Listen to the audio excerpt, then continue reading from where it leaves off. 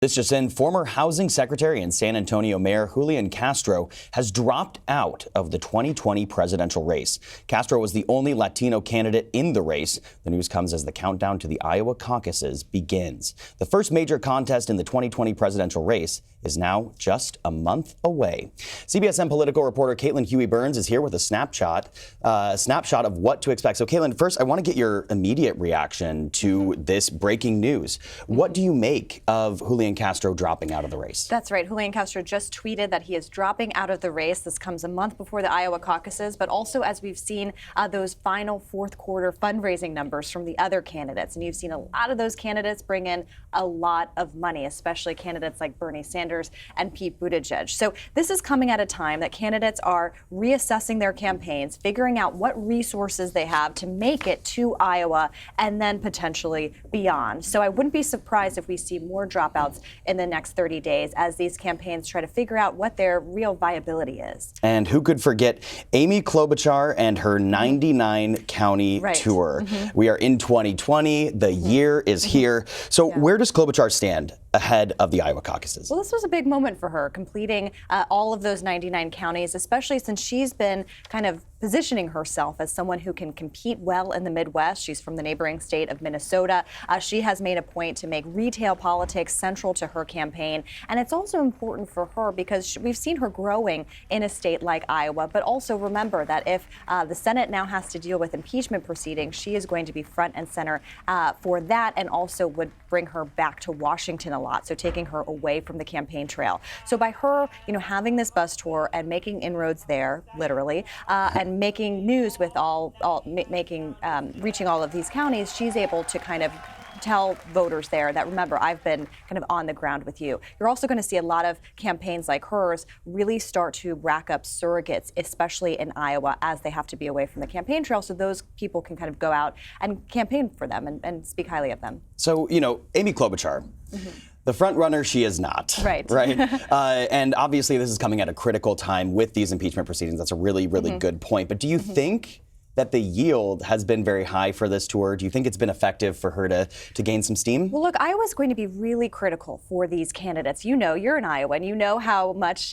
these voters really prize being able to help pick the candidates. And a lot of these campaigns know that for some of them, this is going to be make or break. They don't necessarily have to win or even come in second, but a top finish, kind of establishing yourself as a top contender there, is going to help winnow the field. But it is interesting because when you look at our polling, you see leaders in different early states, Iowa, New Hampshire, Nevada, South Carolina. You could potentially have different results coming from all of those. And so that's something that is also keeping a lot of these campaigns going and trying to make it into the final stretch here. And also to, come out victorious in Iowa, you don't have to win it outright. You have to get a certain threshold to get delegates. And that's what some of these candidates, especially like Amy Klobuchar, are vying for. I think it's a really interesting point that you bring up, that there is no real clear-cut front runner. It's actually, everyone's kind of neck and neck, from Elizabeth Warren, Bernie Sanders, Joe Biden, Pete Buttigieg. So, what do you think, looking ahead to the Iowa caucus, how does it look for the Democratic field,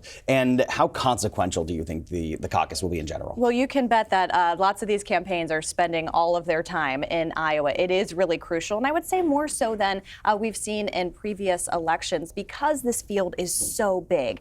What's interesting about Castro dropping out is that he was going to Iowa and kind of talking about how it's not really fair that Iowa goes first in this process because it doesn't reflect the diversity of the Democratic Party and kind of the more diverse states in Super Tuesday and South Carolina as well. So he had been trying to make that argument really to no avail. The candidates who are doing well in Iowa are not really critiquing the process. And so that's something I thought was noteworthy of his campaign. But look, it is going to play a big role, and money's going to play a big role. We got a lot of numbers out today. Now, speaking of that, it's certainly a time for these candidates to fundraise, and get all that publicity. So let's talk about Bernie Sanders for a minute, because he lost in Iowa in 2016 by a very close margin. It was super close. His campaign says he raised $34.5 million in the fourth quarter of 2019, topping the Democratic field, followed by Pete Buttigieg. So what's driving this impressive total for Bernie? It is a really impressive haul for a couple of different reasons. First, the campaign said that they've attracted new donors to this. So we've been talking about, can Bernie Sanders expand his base of support? His campaign says, yes, look at all the new donors we're bringing in. But it also shows that Bernie Sanders has a real consolidated and strong base of support. These are people who have stayed with him from 2016 until now. And when you look at the polls, he has been in the top tier in all of these states, even second or leading in some polls. And so you cannot underestimate the power of Bernie Sanders. And that's causing a lot of other Democrats to say, wait a second, he could really be in this for the long haul and could do quite well because he has that strong base of support, a real constituency that is only his and is difficult to transfer to other candidates.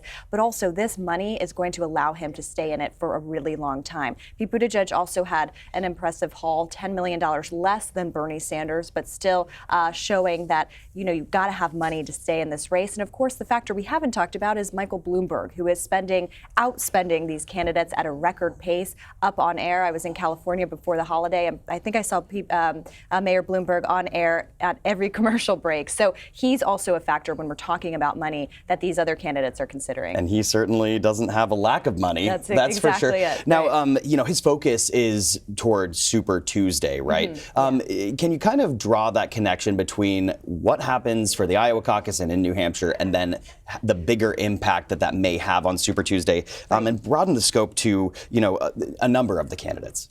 That's right. Well, Iowa will, go first, and that will kind of help to set the narrative. But they still, then compete in New Hampshire the week after that. They then go to the Nevada caucuses and then to South Carolina. And South Carolina is really critical for these candidates because that's seen as kind of the gateway to Super Tuesday because African-American voters are going to play an outsized role in that primary. And we've seen Joe Biden do really, really well with African-American voters. That's been kind of keeping his support at the top of the field, really, especially in South Carolina. And then you go to those Super Tuesday states. California and Texas are going to be in those.